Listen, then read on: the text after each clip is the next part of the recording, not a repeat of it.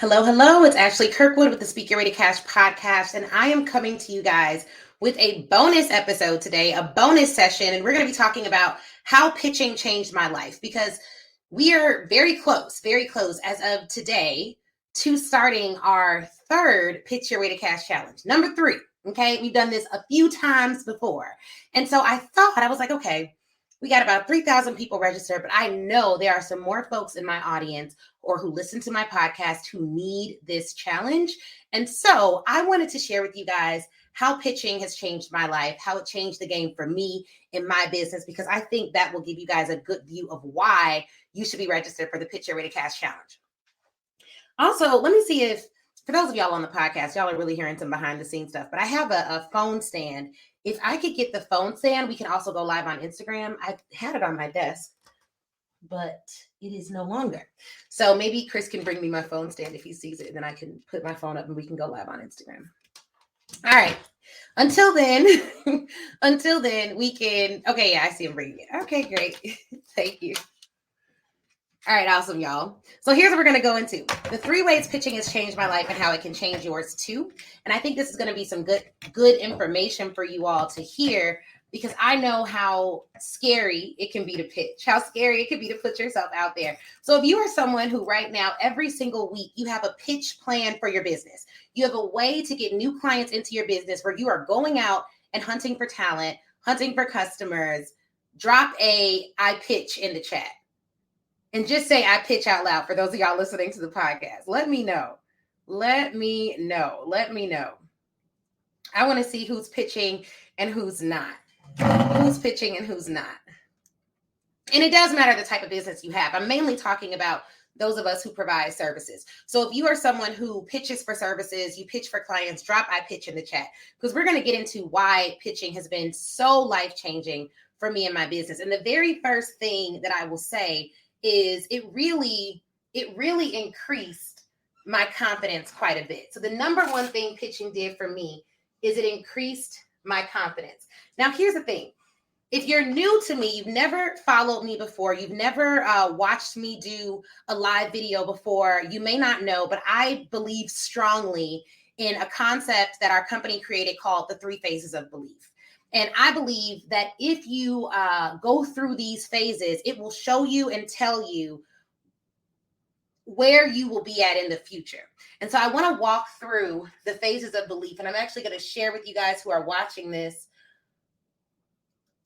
I'm going to share with you all.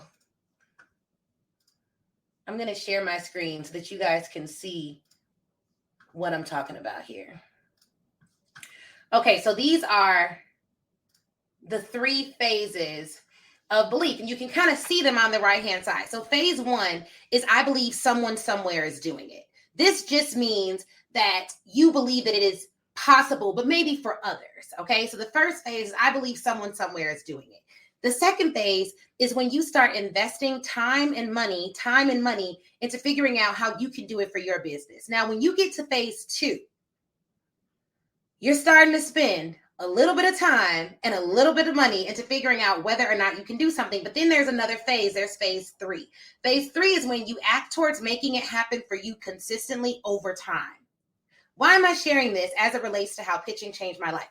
I'm sharing this because when you look at your pitch journey, when you look at how you're pitching, why you're pitching, you're at phase 1 if you pitch sometimes. Maybe once a year you're going out there for opportunities.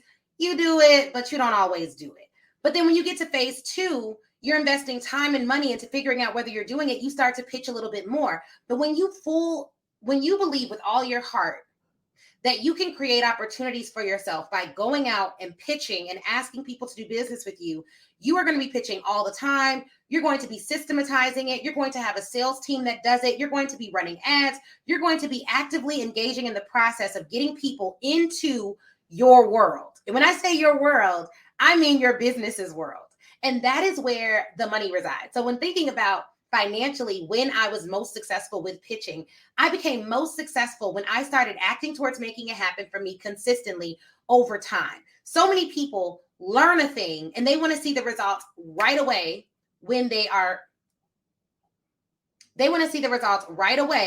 once they're learning it. But the fact of the matter is, it only comes, your results are going to come when you make up in your mind, I'm going to do this consistently over time, no matter when I see results.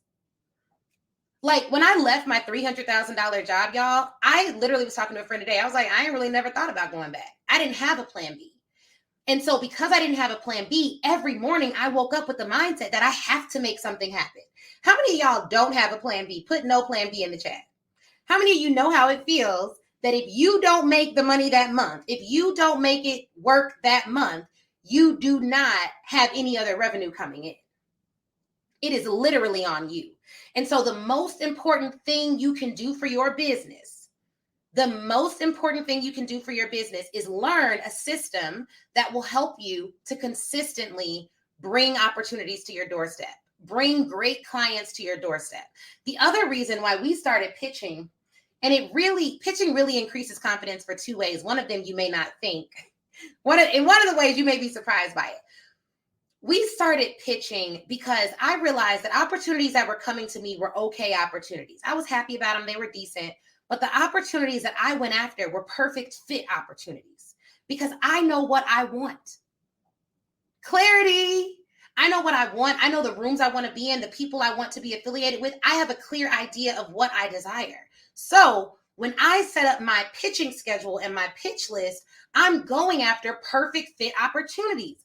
But when you're only accepting referrals, you're only accepting what comes to you, depending on how dialed in you've been to your current customers, because referrals are great. I love referrals. If you're a client of mine out there and you're like, hey, I want to refer you somebody. Hey, I love referrals. Thank you. Thank you so much for sharing the Speak Your Way to Cash family with them.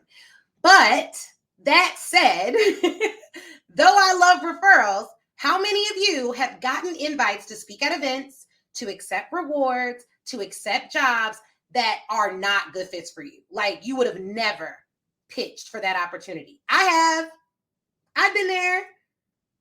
Hello? Anybody else? Anyone been there before? Where you are getting opportunities, you are visible, people are seeing you, but the opportunities you're getting are not at the caliber or the level that you expect to be getting. This is the case in the beginning of building your brand almost all the time. In the very beginning, you're going to get a ton of opportunities. And if you aren't dialed into what you desire in your business, you're going to be very busy and very underpaid. Because a lot of activity does not equal a lot of revenue. I don't even know if I can put that on there, but like a lot of activity does not always equal a lot of revenue. Tons of activity does not always equal tons of revenue. It just doesn't. And so because of that, because a lot of activity does not equal a ton of revenue, because it doesn't equal that, you have to be very, very, very, very, very careful. You have to be very careful that you aren't confusing a ton of activity with a ton of revenue, because they're not the same thing. They're literally not the same thing. Okay. All right. All that to say, the number one thing that increased when I started pitching was my confidence. My confidence increased. And it increased in two very specific ways. Let me share that with you guys now. Number one, it increased because I realized I was strong enough to be rejected without it derailing me. When you pitch and you put yourself out there and you are asking for opportunities, here's what happens. One, you have confidence because you're asking. When someone asks for something that's not guaranteed, their confidence goes up because they are putting themselves out there to be rejected. Most people never go for gold, never go for big dreams, never go for what they desire, never go for the next job, never go for the next promotion, never go for that big client because they are deathly afraid of being rejected. So the more I pitched, let me tell you what happened. The more I got rejected. And with every rejection, it became less personal. Then I started to realize, people ain't even rejecting me. They're rejecting my offer. Oh, snap. Well, if they're not rejecting me, then I don't got to get my feelings hurt every time someone tells me no, because they're not telling me no per se. They're saying no to the offer that I gave them. So dog on it, I better get really good at giving out really good offers. so that I can decrease the amount of time I could be rejected. You know what else you can get good at to decrease rejection? You could get really good at who you're targeting. Tomorrow, during the Pitch Your Way to Cash Challenge, and if you're not registered for it, then you're going to miss out. But tomorrow, during the Pitch Your Way to Cash Challenge that we have over 3,000 speakers registered for, we're going to talk about finding your wealthy audience. Hello. Can we talk about finding a wealthy audience? Because what you don't want to do is put an amazing offer, an amazing opportunity in front of someone who cannot accept it, even if they wanted to. And you'll always have some of that, especially when you're doing mass marketing. But when it comes to building your business, choosing opportunities, identifying people that you should be working with, the more you make offers, the better you get at finding your wealthy audience, the less you'll deal with rejection. But even if you are rejected, you realize they're rejecting your offer, not you personally, so you can put yourself out there more often. Hello? Hello? So you got to get that confidence up, because a confident person can be told no and they don't hear worthless. Can we say that again? A confident person can be told no and they don't hear I'm worthless. When you don't have an internal sense of who you are, you get told no and you hear I am worthless. I get told no and I interpret that no as, what can I do better? Or is it the right person? Am I speaking to the right person? And if I'm speaking to the right person and they still tell me no, how did I present that offer and how could I have improved upon what I presented? I am not worthless, but I may need to make sure my offer is seen as worth more. Right? So you got to have the appropriate view of rejection. We're doing a group sales VIP day on June 11th with our academy students, and we have like 5 open spots for people who aren't in the academy. It's a $7,500 offer. We're going to be in the Peninsula, Chicago. We ain't talking about small money. We talking about big money. So you're going to have to pay to come. If you're interested in that, drop apply in the chat. Okay? Drop apply in the chat, because we only have 5 spots for that. And I think Chris is talking to someone about it today, so we'll probably only have 4 spots. But I say that to say, I only bring that up because it's really private, but I bring that up because one of the things that we're doing is we're doing a rejection roadmap at the event. And we're going to figure out how your brain processes rejection and whether or not it's processing it in a way that can increase your revenue or stunt your growth. Because how you process things determines how far it will propel you, how far your mindset will propel you. You got to process stuff correctly. And you got to be open-minded enough, because I work with some people that are, most of my clients are super open-minded.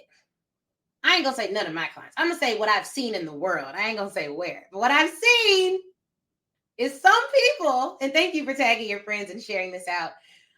Some people, they're always right. They know everything about everything, and nothing's wrong with the way they're processing, and they have the right mindset on everything.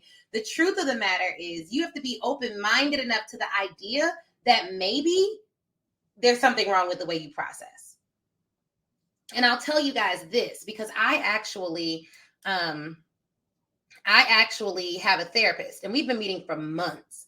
And one of the most eye-opening sessions that we had was when she actually told me that there may be some things in my childhood that I need to reprocess. And this was really eye-opening to me, y'all, because I had a really good childhood. If you ever hear me talk about it, I really liked it. I can't really think of anything wrong with it. But she was like, well, be open-minded to the fact that, you need to reprocess some of those things. And had I not been open-minded to that, I would not have been open-minded to a lot of the transformations that have happened since I've started therapy. So it's not a bad thing that you need to reprocess some things in your life. It's not a bad thing at all. It's actually a good thing. It's actually a good thing. And if you're on Instagram and you're watching this, you can DM me the word challenge to join the Pitch Your Way to Cash Challenge. But you have to be open-minded to this. You have to be open-minded to this idea. So for those of y'all listening on the podcast, share this with a friend. For those of you all on Facebook, tag your friends. Instagram, share it with 3 people. All right. So 1, in confidence. We're talking about how pitching changed my life. So 1, it increased my level of confidence. It increased my level of confidence. Number 2, it increased the level of opportunities that came my way. It increased the level of opportunities that came my way. It literally increased the number of opportunities that came my way. So let's talk about these opportunities. very often when I first started my business, y'all, I would see people in the press. This is not even before I started my business. This was when I was in corporate. I started leveraging press when I had my corporate job. If you're a corporate hero, you still work a 9 to 5 or 9 to 9 if you like me. Put corporate hero in the chat. I love folks who are still in corporate because you're literally getting paid to learn. That's how my dad always told me to think about corporate. You go to that job, let them pay you to learn. So if you're in corporate, don't be ashamed of it. That's actually a really good thing. So when I was in corporate, I started seeing my colleagues win these awards. They were on these lists, like best lawyers list, or 30 under 30 and 20 under 20 and all this stuff. And I, being naive, I was like, oh my goodness, how are these people being reached out to by Forbes and by Business Insider and Fast Company? What is happening? This is incredible. I'm looking at my phone. I'm like, oh my gosh, why is no one calling for any lists? But then I realized, oh, you young corporate lady, these people are not being affirmatively reached out to a lot of times. Most of the times, people are pitching for opportunities, press opportunities, new client opportunities. One of the things that I had to do in my firm, it was a very large firm. If you wanted the best work, you had to be known by the partners who get the best work. So day one, I didn't have any work that was given to me. And this is why it's really tough for me to hire people who like wait for me to give them work. Cause I'm just like, oh, I don't come from that life. What we had to do when we started at the law firm is we had to go door to door to different partners' offices, introduce ourselves, and ask them to keep us in mind for work. And a lot of people absolutely hated this process. It's called the open market process in large law firms. That's just how our firm rolled. And what I liked it though, because I love introducing myself. And I was like, this is really dope because it means that someone will give me work. And if I manage this right, I can make sure that I'm never lacking for work. So I went door to door to door, introduced myself to the partners with the most interesting work. I researched them first. I asked people who were the best people to work with. I asked which partners worked with associates that were most likely to become partner. I did my research, and then I went and pitched myself to all of the people that I needed to pitch myself to. Some people worked with me, some people didn't. But when we didn't have work, when I didn't have opportunities in my corporate legal job, it would have been because I felt like I always had work, but it would have been because I did not introduce myself to enough people to make sure my pipeline was filled. Well, that's a great lesson to learn in entrepreneurship, because if I'm sitting at home as an entrepreneur and I don't have enough work, I don't have enough speeches. If you track speeches that you do, I don't have enough clients, then that means I've not introduced myself to the volume of people that I need to introduce myself to ensure I'm consistently bringing in revenue. Or it can mean I need a recurring revenue model that makes it so I can have less clients and still have more revenue coming in. Either way, it's on me. So when I started pitching, both in my corporate job and as an entrepreneur, what started to happen is I started getting more opportunities. And because I was searching out those opportunities, I was researching first, they even became better opportunities. So that's the second way that pitching really transformed my life and how I do business. So when we do this Pitch Your Way to Cash Challenge tomorrow, we're talking about who you should be targeting, where to find your wealthy audience. We're talking about how to pitch on LinkedIn. We're talking about how to pitch via email. We're talking about how to create opportunities for yourself. So let me tell you the third thing it did. And I know y'all like this. How many of y'all like consistent revenue? If you like consistent revenue, drop CR in the chat. And if you're listening on the podcast, just say revenue out loud. Don't yell it if you're at the workplace and you listen in the middle of your workday. I ain't judging you. But the third thing it did is it gave me consistent revenue. Relying solely on referrals is not the move if you want consistent, predictable revenue. Because here's what happens when you pitch. When you start to pitch and you start to say, hey, I'm going to pitch 100, we would do thousands. I don't want to scare y'all. We would pitch like thousands of people. So when you start to pitch and you're like, all right, I'm going to use 100 just so I don't take y'all there. 100 people a week for these opportunities. And we can see out of those 100 people, 3 book a call with us. Out of the 3 that book a call, 1 ends up signing on as a client. Then what does that tell me?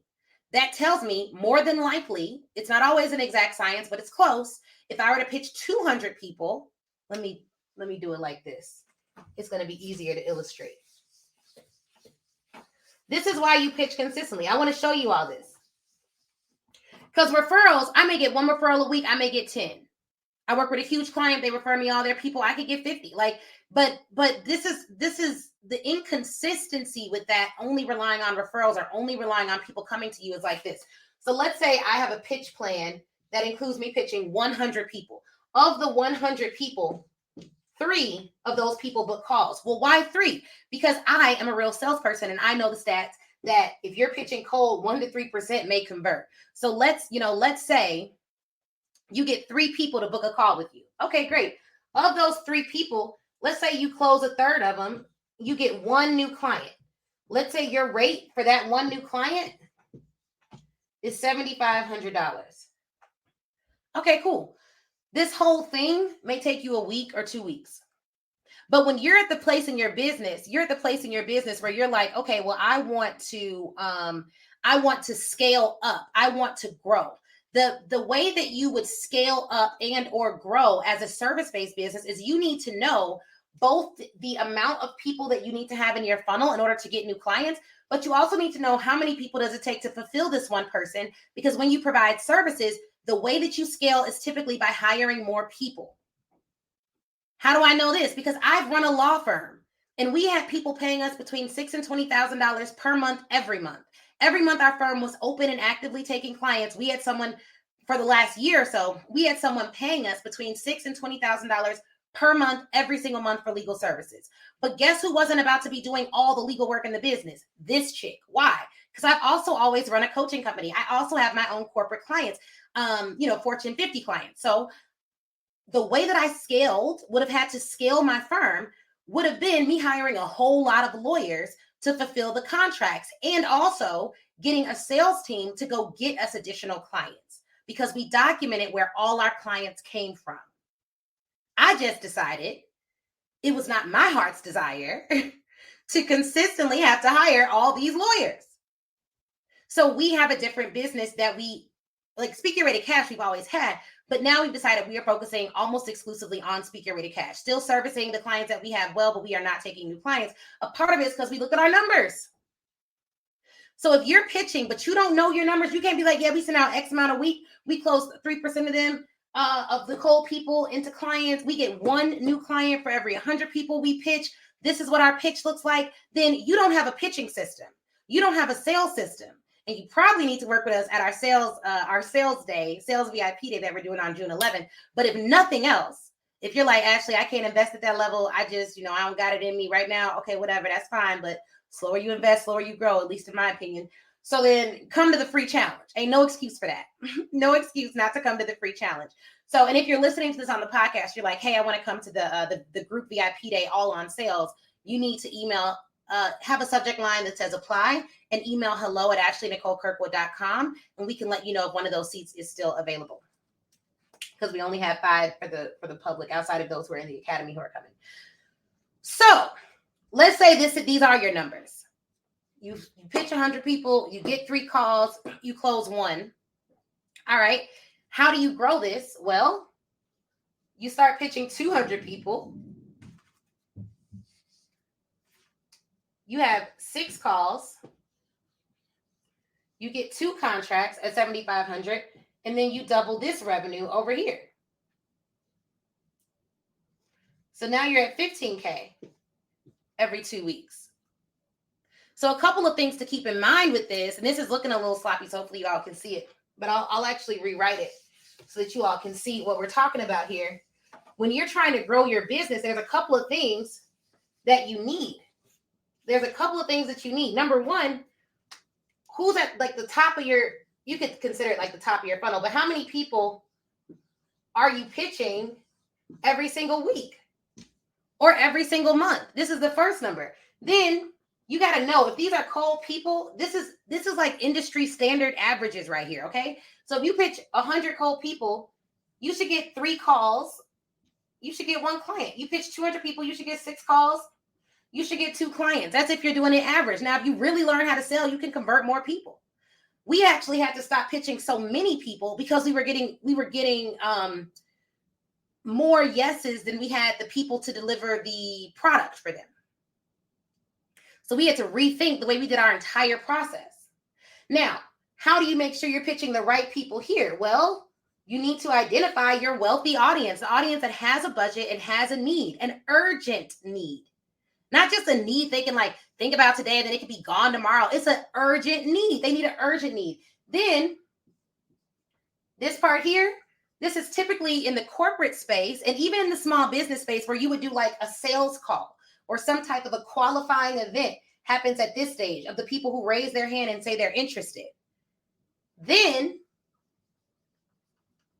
when they become clients, their journey doesn't end. You need to serve them so freaking well that they go and shout from the rooftops that you the one and they give you referrals so that you can maximize on the people and on the opportunities that you have. That's the way this whole game goes. Now, here's another thing. These people up here, your wealthy audience, if you get better at identifying who these people are, this number can go up. The number of people who express their interest can go way up. And so you may need to decrease this if you're targeting warm people or if you're doing one-to-one marketing. What do I mean by that? So if I were to go and DM, like, who we got on here? If I were to DM some of you all, I saw Kiera come through. So if I were to DM Kiera and I were to do a personalized pitch for her, hey, Kiera, I see that you are a social media strategist. You're absolutely excellent at it. Matter of fact, your last post on blank was off the chain. I would love to teach you how to A, B, and C. I'm going to get a response to that direct pitch because that direct pitch is so personalized that she knows she's not being marketed to in mass. Whenever you do mass marketing like ads or anything else, you're going to have a huge number at the top and a small amount of people that actually come through and work with you because you don't know whether they're the right fit or not. It's mass marketing. If you don't have time to pitch a lot of people, you need to make your pitches so specific that those folks know it's a one-to-one pitch and they're responding. I shouldn't even be giving y'all all this tea because this is not even the challenge, but that's just put that in your back pocket. You know what I'm saying? Put it back there, then use it when you can. So this is a system, right? This is a system. Now, what else is included in the system? Well, what do you say? That's why in our Pitch Your Way to Cash playbook, we actually give you all 10 pitches you can use right away for some low, crazy cost. Like, I don't see how everyone who registered for the challenge didn't just upgrade to VIP because it's less than $50. That is nothing. I don't care. Like, I was like, oh, you know, some people, it's like, it's not a lot. You need to get I don't even know if I'm going to keep doing it like that and giving y'all all this stuff. It's not. Literally, think about the cost benefit of that. I spend $50. I get 10 pitches. I don't spend the $50. I don't get the pitches, but I could use one of those pitches and land a $3,000 or $5,000 client. Well, that's like some type of psycho ROI. Like why would I not do that? So get VIP. Normally I'd be like, just come to get VIP. Like, come on now. $47. We ain't talking about that. So you're going to get VIP. You're going to get your pitches. And then you're going to learn during the challenge how to find your wealthy audience, how to pitch them, how to sell them, all the things. But let me tell y'all my cheat code. Because y'all be out here. And I know people be like, man, it's coaching. Coaches, they charge so much money. They do this, they do that. Let me tell y'all. Brittany said, I got my VIP ticket. Hello. So let me tell y'all what I used to do when I started my business. This was my exact journey with coaching. Because when I was in corporate, online business is so strange. It was so strange to me. I was like, so they're out here with these online businesses and they're charging for virtual coaching and they're charging tens of thousands of dollars. What? Like, I was like, I know that was a thing. Because I was sitting here in a firm with a Northwestern law degree in this huge firm with all this knowledge and expertise. And I think my rates at the time were maybe $1,000 an hour, which was high for the industry. But like, there were coaches charging way more than that. So I was like, oh man, this is so strange. Like, I can't even believe, like, oh my God, like, this is what people are doing. This is amazing. So then I tried it. I was like, well, let me try all this personal development stuff they're talking about, because they always talking about personal development on the internet. Let me just see what it's about. I hired my first coach, who now y'all could never hire her for this rate. So I ain't even gonna say who she is, because I ain't even gonna put her out there like that, because now y'all gonna have to run her bag. But in the beginning, I hired her for maybe $300, and we had a one-on-one call. Now, you know you ain't getting no good coaching for $300 on a one-on-one call, okay? And let me tell y'all, I did everything this woman told me to do. She was like, okay, you're going to go live every day. You're going to sell them the replay, take the lives down at the end of the week. Then you're going to do this. Then you're going to make a workbook for your next webinar. You're going to charge for the work. Like everything this woman said, I did it and made all this money. And I came back to her. I was like, so can I do this again? This personal development, can I pay you again? And you tell me some more stuff? She was like, sure. And what was crazy was on that call, she was like, you know, it's very rare that people do what their coaches tell them to do. Now, me being far too logical was like, well, why would I pay you to ignore you? That seems dumb. However, happens every day of the week. Now that I am a coach, this was several years ago, but now that I'm a coach, people do it. Like they be paying you and they be like, but we gonna ignore you, but we gonna keep paying you to ignore you. I'm like, okay, that's so strange. But I did that. Then I started getting more into personal development and I figured out a trick. Y'all want to know the trick? If y'all want to know the secret, drop secret in the chat. I'm going to sip my water while y'all figure this out. But let me know if y'all know the secret. Drop secret in the chat.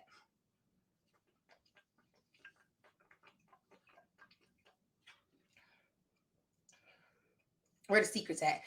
Because this is going to be good. Okay, I see. Thank you, husband. Chris in the chat, he dropped secret. Okay. I see a secret. Here's a secret. So I paid her that, but then I paid someone else. I think my next investment may have been 5 or 10K. Yeah, it was like 5 or 10K. And I paid 5 or 10. I don't really remember. It was like between 5 and 10. It was $7,500. Yeah, $7,500. I came home and I told my husband, I was like, I want to pay $7,500 to learn this because I need to learn more about digital marketing. And he was like, $7,500. I mean, that seems like a lot. I mean, our mortgage is like $2,200. So he was like, okay, well, I don't know. But here's the thing about my husband. And this is why I talk to my husband. Some of you all can't do this because your husband will be like, $7,500. Oh my gosh. You know what I mean? No, my husband was like, what are you going to get? What are you going to learn? And my husband knew that with my last investment, I was able to triple the investment by implementing. So he trusted me enough to be like, okay. He was like, okay. You should do this. So I did that, did everything that woman said, implemented it. Then she had something else. It was like 20 or 25,000. I did that. Then I had developed really good friends at this time. Some of you all want better entrepreneurship friends. The best friends in entrepreneurship are those who implement at a high level. They don't have patience for people who don't put in the work. And we hate excuse makers. Like, break out in hives. Like, I just can't do it. So if you want better friends, my friends in entrepreneurship that I still have to this day, who I value so much, we met each other while running. Let me say this again. We met each other while running. We met each other at an event. We were running to our goal. We met each other while implementing something that we were both in a program about. We met each other because we both made a $25,000, $35,000 investment and we were in the same circles. We met each other while in motion. So if you're sitting still, waiting for incredible people to find you in your stillness, it ain't where they at because they're in motion.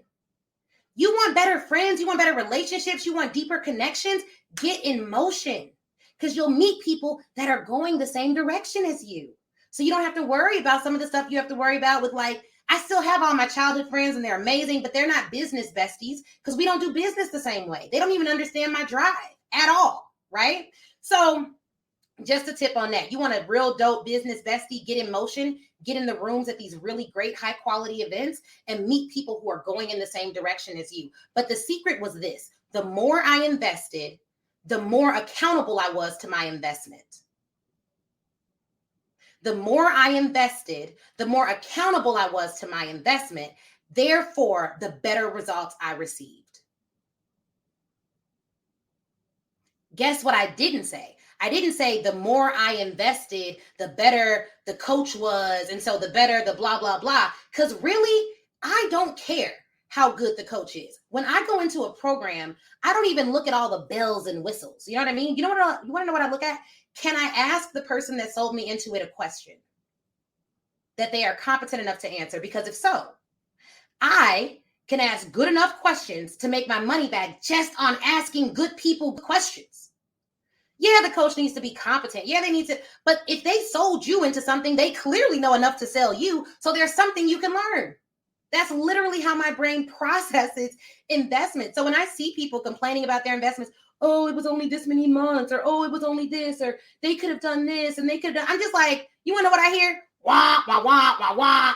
Like, that's literally the way my brain processes it. Like, they ain't gonna win with that attitude.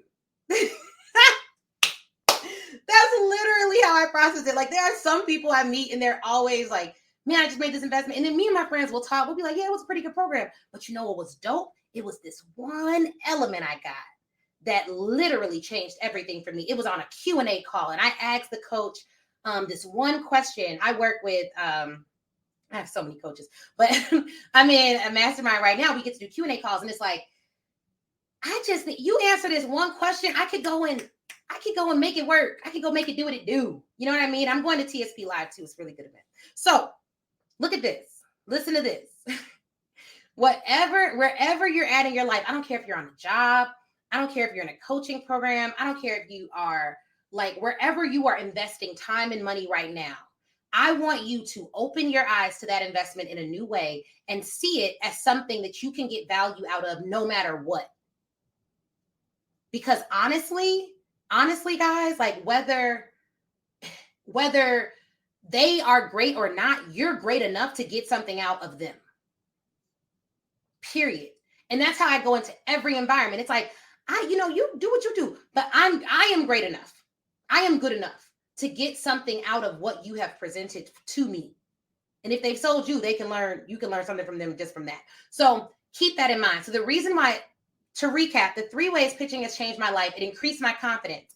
It allowed me to, one, win larger deals than I may have thought were possible at one point in my life, but also it allowed me to withstand rejection such that I know that I can go for something, lose it, and it doesn't break me. That's such a powerful realization that I got from pitching. 2, it increased my opportunities, and I got better opportunities than I even thought were possible at one point. And 3, it allowed me to increase my consistent revenue, because roller coaster revenue comes from inconsistent processes. Like if you're just getting clients and like have you ever went and heard, like you hear a 7 or 8 figure business owner speak and they ask them the question, they're like, how did you build your business? And they're like, it was all God. You know what I mean? Like, I appreciate that. Like, definitely God is in everything. Love God. The only problem with that answer for me is like, well, doggone it, I don't know how to duplicate that process, because I know there are a lot of people that pray to God that don't necessarily have your results. So what's the process behind the prayer? That's always what I'm most interested in. What's the process? Because if I know the process, then I can repeat it in my life, tweak it for my business, and I can grow. So when you are looking for people to work with, you want to know their process. Like, what is your process? Now, they're not going to just share that with you for free or in a free event. Like, I'm not about to bust out my back end in this free challenge, clearly. But for my academy clients, if y'all are listening, y'all can ask more about process. You all have the process in the back end, but ask me any process questions. For those who are coming to this group sales VIP day, ask process questions. When you invest at a higher level, that's the goal that you get, the process. Processes are critical. So our inconsistent revenue went away when I knew how to go out and get opportunities that would grow my business in a repeatable way. Now, you know your process is real good when you can take yourself out of it and someone else can come into it and they can start getting repeatable results. In my firm, for instance, once my associate who was full-time with us was going on our sales calls, using our sales script and closing her own clients, I was like, oh, this is great. We just need to scale the amount of people that she's talking to. So you want a process that's repeatable. And for sales, if you like, I create our sales scripts and all of that stuff, which is why it's easier for me to teach our sales process. I've also trained our team to do sales, all of that fun stuff. But the process is so critical to the process. So if you aren't registered for the Pitch Your Way to Cash Challenge, register now. Register now. Go to pitchyourwaytocash.com and register for the Pitch Your Way to Cash Challenge. If you're listening to this and it's past the challenge, still go to that website. You can still join if you missed day 1, day 2. Like, make sure you go to pitchyourwaytocash.com to find out about the next challenge. You for sure want to make sure you're registered for that.